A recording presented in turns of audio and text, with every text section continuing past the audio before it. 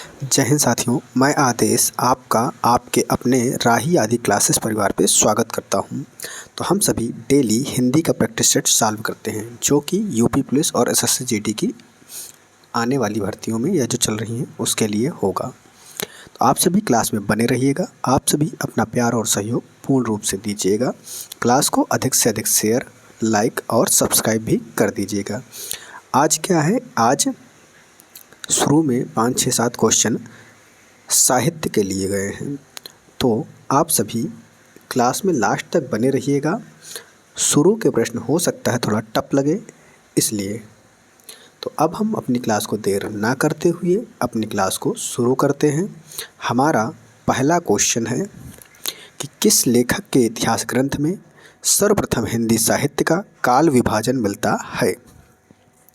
किस लेखक के इतिहास ग्रंथ में सर्वप्रथम हिंदी साहित्य का काल विभाजन मिलता है, यह हमें बताना है।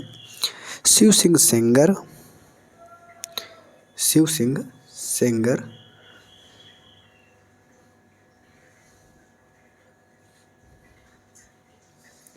जो कि ऑप्शन 1 नहीं है।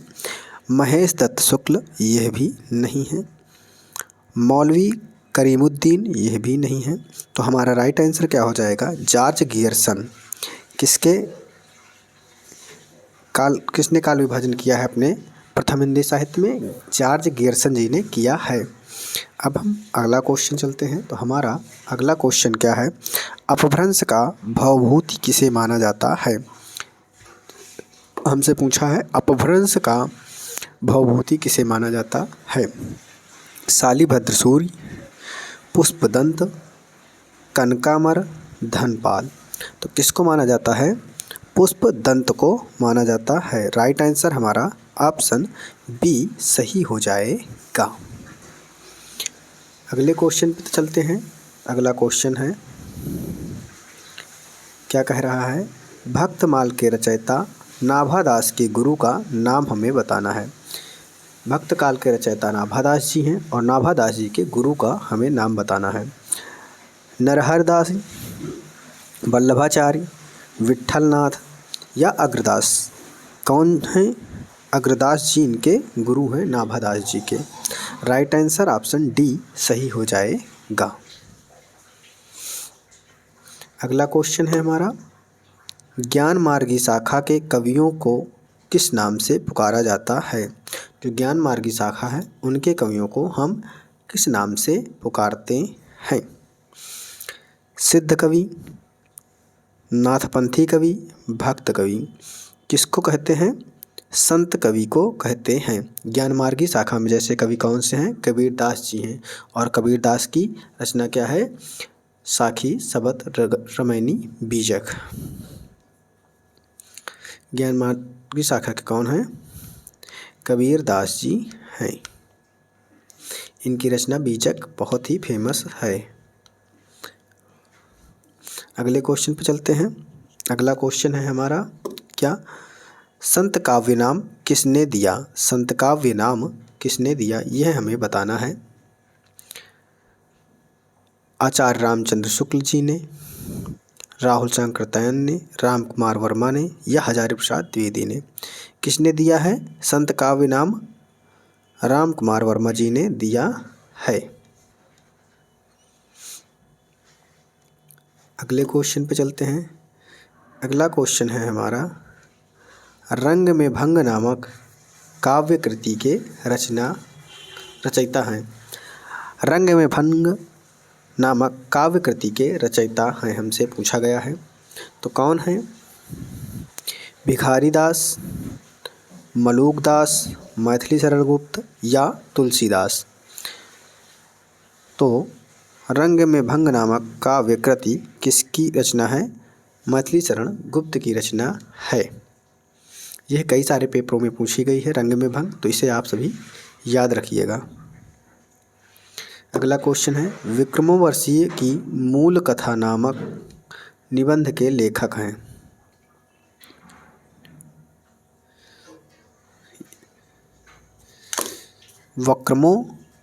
विक्रमोर्वशीय की मूल कथा नामक निबंध के लेखक हमें बताना है। चंद्रधर शर्मा गुलेरी, रामचंद्र शुक्ल, अज्ञेय या फिर इनमें से कोई नहीं। तो वक्रमोर्वशी की मूल कथा नामक निबंध किसकी है? चंद्रधर शर्मा गुलेरी जी की है। आचार्य रामचंद्र शुक्ल की नहीं है और अज्ञेय की भी नहीं है। 7 का राइट आंसर ए हो जाएगा। अगला क्वेश्चन है, कछुआ धर्म निबंध के लेखक कौन हैं? कछुआ धर्म निबंध के लेखक हमें बताना है। पद्म सिंह शर्मा, चंद्रधर शर्मा गुलेरी, बालकृष्ण भट्ट या बाल मुकुंद गुप्त। तो कछुआ धर्म के निबंधकार के रचना कौन है? चंद्रधर शर्मा गुलेरी जी हैं।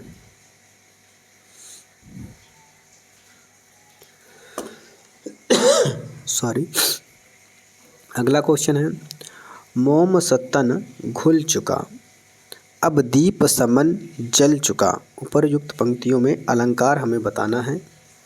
रूपक में उपमेय उपमान होता है जो कि यहाँ पर नहीं है।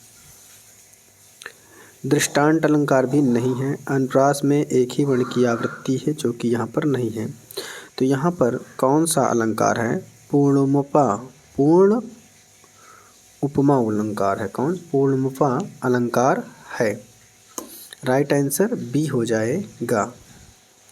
अगला क्वेश्चन है हमारा, किस रस का संचारी उद्दीपन विभाव बादल की घटाएं, कोयल का बोलना, बसंत ऋतु आदि होते हैं? ये हमें बताना है। किस रस का संचारी उद्दीपन विभाव बादल की घटाएं, कोयल का बोलना, बसंत ऋतु आदि होते हैं?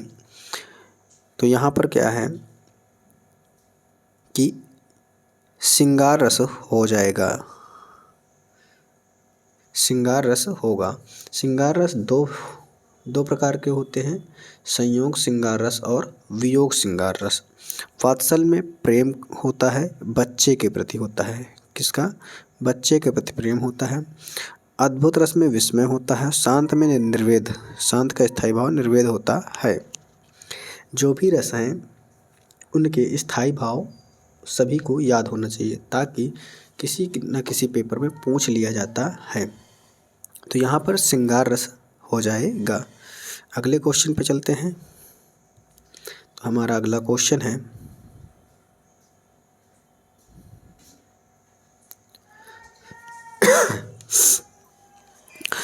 वह सर इधर गांडीव गुड़ से भिन्न जैसे हुआ, धड़ से जयद्रथ का उधर सिर छिन्न वैसे हुआ। कहा जा रहा है कि जैसे ही बाण से, धनुष और बाण से गांडीव गुड़ से भिन्न हुआ, यानी जैसे ही धनुष से बाण अलग होता है वैसे ही तुरंत क्षण भर भी नहीं लगता और उधर जयद्रथ का वध हो जाता है, यानी सर उनका झट से गिर जाता है, अलग हो जाता है। तो यहाँ पर कौन सा अलंकार होगा? रूपक अलंकार, यमक अलंकार भी नहीं होगा और विभावना भी नहीं होगा। क्या हुआ? अतिशयोक्ति अलंकार। अब अतिशयोक्ति इसलिए है कि जैसे ही छोड़ोगे तुरंत इनको थोड़ा तो टाइम लगेगा, तो यहाँ पर क्या कर रहा है, जैसे ही छोड़ा गया तुरंत ही अलग हो गया, इसलिए यहाँ पर अतिशयोक्त अलंकार हो जाएगा। अगला क्वेश्चन है हमारा, निम्नलिखित में से कौन सा शब्द विशेषण है? हमें यहाँ पर विशेषण शब्द का चयन करना है। मेजपोश, मेजपोश जो है वह जातिवाचक है। क्या है? संज्ञा है, जातिवाचक। क्यों? क्योंकि मेजपोश बहुत सारे डिजाइन होते हैं, बहुत सारे होते हैं। अब किसी न किसी मेजपोश का नाम भी हो जाता है किसी किसी में। मिठास, मिठास क्या है? मिठास भाव को प्रदर्शित कर रहा है। सरलता, सरलता भी भाव को प्रदर्शित कर रहा है। लेकिन जो सौतेला होता है यह विशेषण को दर्शा रहा है। क्या दर्शा रहा है? विशेषण को। सौतेला किससे होता है? पिता एक हों, माताएं दो हों, तो वहाँ पे सौतेला का हो जाएगा कि वह मेरा सौतेला भाई, सौतेला बहन, ऐसे। अगले क्वेश्चन पे चलते हैं। तो हमारा अगला क्वेश्चन है कि भानवागमन का सही संधि विच्छेद बताना है। भानवागमन का हमें सही संधि विच्छेद बताना है। संधि विच्छेद हम जब भी करेंगे तो दोनों का अपना यानी दो शब्द अलग अलग टूटेंगे, उनका अपना एक अलग अर्थ निकलता है, यानी दोनों शब्दों का अर्थ भी निकलेगा। जैसे भानु आगमन, आगमन का अर्थ निकल रहा है लेकिन भानु का अर्थ नहीं है, इसलिए हमारा यहाँ पर भी ए गलत है, बी गलत हो जाएगा और डी भी गलत हो जाएगा। क्यों? क्योंकि ना में छोटे ऊ की होगी मात्रा, क्या हुई? भानुधन आगमन। यहाँ पर देखें तो यहाँ पे ऊ मिल रहा है, ऊ धन आ मिल रहा है, क्या मिल रहा है? आ मिल रहा है। तो यहाँ से क्या बनेगा? वा बनेगा, लेकिन यहाँ पे बड़ा आ है तो बड़ा आ की मात्रा लग जाएगी, तो यहाँ पर भानवागमन हो जाएगा। अगर संधि पूछें तो संधि कौन सी हो जाएगी? यड़ संधि हो जाएगी। कौन सी संधि? यड़ संधि हो जाएगी। यड़ संधि में क्या होता है कि अंतस्थ व्यंजन जो होते हैं यार अलावा यह विद्यमान होते हैं या कहीं ना कहीं से प्रदर्शित होते हैं। यहाँ पर वा आ रहा है, इसलिए यहाँ पर यड़ संधि हो जाएगी। और यड़ संधि में क्या होता है? किसी भी जो अंतस्थ वर्ण होंगे, अंतस्थ वर्ण देखिए यहाँ पर वा आ रहा है, लेकिन वा के पहले जो भी वर्ण आता है वो, यानी अंतस्थ वर्ण के पहले जो भी वर्ण आएगा वो हमेशा अधूरा नजर आएगा। तो यह भी हमारी एक ट्रिक हो जाएगी पहचानने की। अगले क्वेश्चन पे चलते हैं। तो अगला क्वेश्चन कह रहा है पशु शब्द का विशेषण क्या है? अब पशु शब्द का हमें विशेषण बताना है। पाशविक पशुत्व, पशुत्व क्या हो जाएगा? यह हमारा भाव को दर्शाएगा। पशुपति, पशुओं के जो पति होते हैं उसको पशुपति बोलते हैं। पशुता, यह भी हमारा भाव को दर्शाएगा। पाशविक जो हो जाएगा यह हमारा विशेषण है। क्या है? विशेषण हमसे पूछा था, तो पाशविक शब्द विशेषण हो जाएगा। राइट आंसर हमारा ए ऑप्शन सही हो जाएगा। अगले क्वेश्चन पे चलते हैं। क्वेश्चन क्या है कि राजा द्वारा प्रजा को सुख दिया गया। राजा के द्वारा प्रजा को सुख दिया गया। यहाँ पर हमारा राइट आंसर क्या हो जाएगा? के द्वारा, राजा द्वारा आया है तो ये हमारा कर्मवाच्य हो जाएगा। कौन सा हो जाएगा? कर्मवाच्य हमारा हो जाएगा। अगले क्वेश्चन पे चलते हैं। तो हमारा अगला क्वेश्चन है कौन सा पद विकृत नहीं होता है? यानी कौन से वर्ण होते हैं, कौन सा शब्द होता है, कौन सा पद होता है कि जिसमें परिवर्तन नहीं किया जाता। संज्ञा में हमेशा हम परिवर्तन कर देते हैं, विशेषण में भी परिवर्तन होता है और क्रिया में भी परिवर्तन होता है, लेकिन जो अव्यय पद होते हैं वह अविकारी शब्द कहते हैं। अविकारी या विकृति नहीं होता है, कह सकते हैं कि टूटता नहीं है।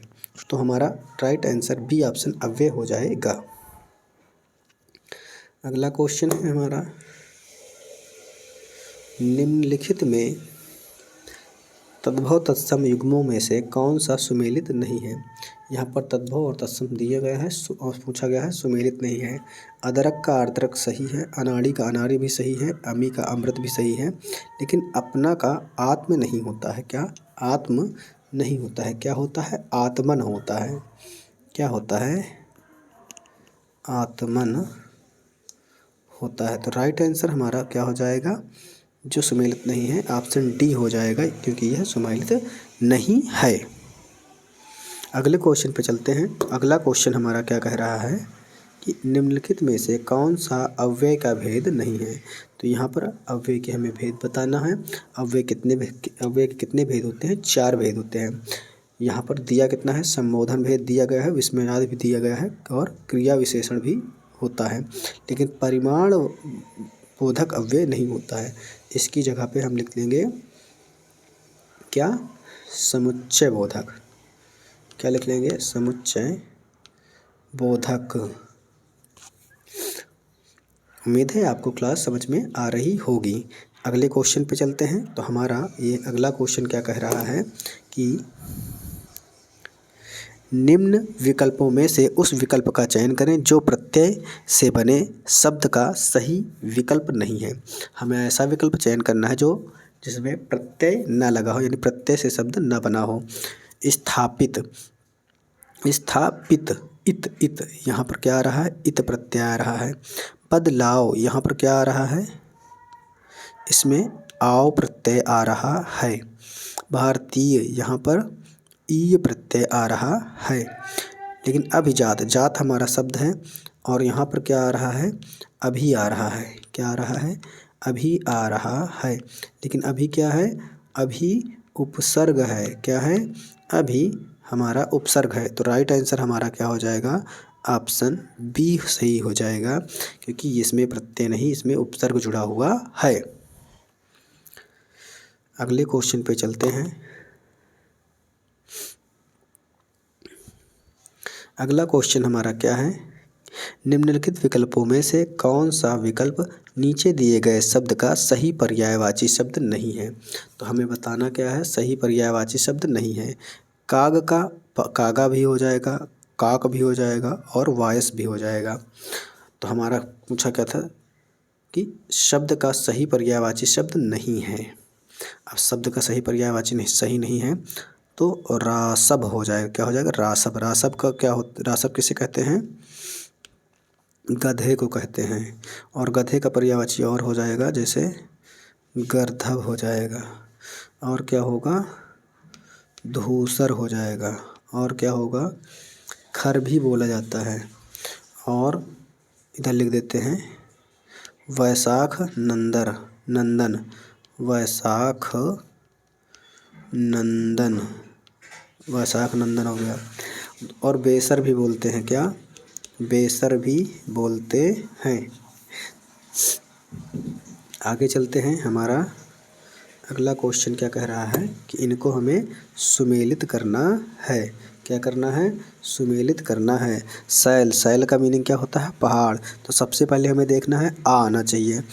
पहले ऑप्शन में क्या है, पहले का आ यानी छोटा आ दिया गया है यहाँ पर, तो ये हमारा पहला ऑप्शन गलत हो जाएगा।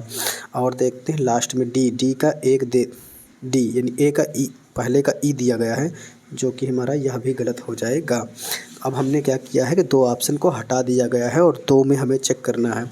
उसके बाद अम्बू, अम्बू का क्या होता है, नीर होता है।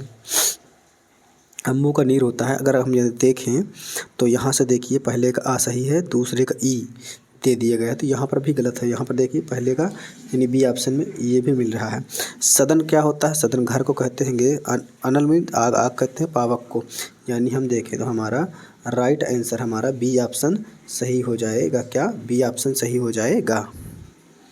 अगले क्वेश्चन पे चलते हैं। तो हमारा अगला क्वेश्चन क्या कर रहा है, निम्नलिखित में अथ शब्द का विलोम शब्द हमें बताना है। अथ का विलोम शब्द आप सभी जानते हैं, बहुत ही अधिक पेपर में ये पूछा जाता है या पूछा गया है।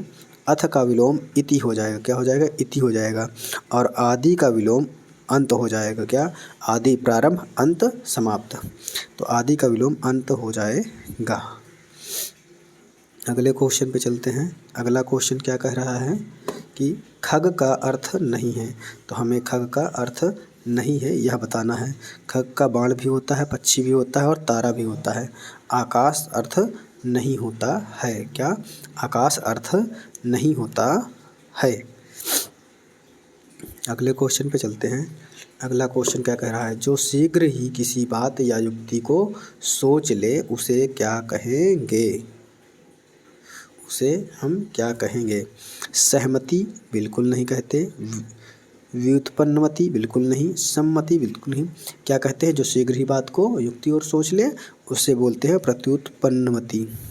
यानी राइट आंसर हमारा ऑप्शन सी सही हो जाएगा। अब हम चलते हैं, हमारा आज का ये लास्ट क्वेश्चन होगा। सिर पर पाँव रखकर भागना। क्या दिया गया है, सिर पर पाँव रखकर भागना। मुहावरे का सही अर्थ बताना है। सर्कस दिखाना नहीं, करतूत दिखाना नहीं, चोट पहुंचाना नहीं। क्या होगा, तुरंत भाग जाना, यानी वहाँ से उस स्थान से तुरंत भाग जाना। उम्मीद है आपको क्लास पसंद आई होगी। कुछ लोग या जितने भी लोग शुरू से लास्ट तक बने रहे हैं उनका बहुत बहुत धन्यवाद। बस आप सभी से एक ही रिक्वेस्ट है कि आप सभी क्लास को अधिक से अधिक शेयर करें और लाइक करें। आपकी जो भी राय हो कमेंट के माध्यम से दें और जितना अधिक हो सके, जितनी जल्दी हो सके, आप सभी से एक ही अनुरोध हो रहा है इस समय कि इसे जल्द से जल्द 1000 से ज़्यादा सब्सक्राइब करवा दीजिए। बस छोटी सी है। बाकी सब्सक्राइब करने का आपका चार्ज कुछ भी नहीं लगता है कि पैसे लगते हो, कुछ भी नहीं लगता। आप सब्सक्राइब किसी भी मोबाइल में कर सकते हैं। अपने दोस्त, अपने घर में, हर घर में 2-3 मोबाइल होते हैं। बस इतनी सी चाहत है थोड़ी सी। बाकी आप सभी का इस क्लास में आने के लिए, इस क्लास में जुड़े रहने के लिए आप सभी का हमेशा वेलकम है, हमेशा स्वागत है। और अब आज की क्लास को यहीं पे समाप्त करते हैं। आप सभी का बहुत बहुत धन्यवाद।